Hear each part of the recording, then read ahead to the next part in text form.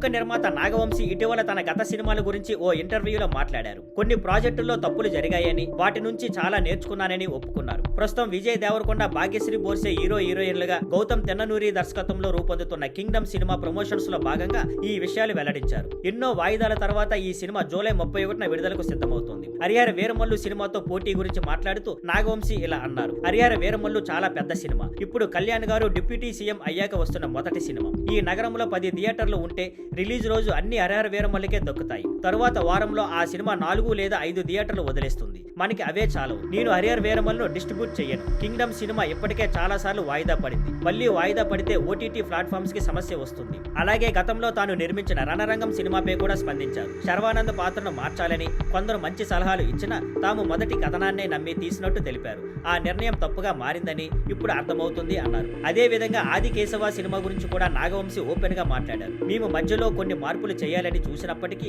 ఆ cinema audience తో connect కాలేదు. ఈ 2 సినిమాలు మా బ్యానర్ కు చాలా ఖర్చు పెట్టించాయి. కానీ వాటి నుంచి నేను చాలా గొప్ప పాఠాలు నేర్చుకున్నాను అని అన్నారు. ఈ మాటలన్నీ చూస్తే నాగవంశీ గతాన్ని నిజాయితీగా అంగీకరిస్తూ కొత్త సినిమాలపై స్పష్టమైన దృష్టితో ముందుకు వెళ్తున్నట్టు కనిపిస్తుంది. Thank you for watching. Please like, share and subscribe.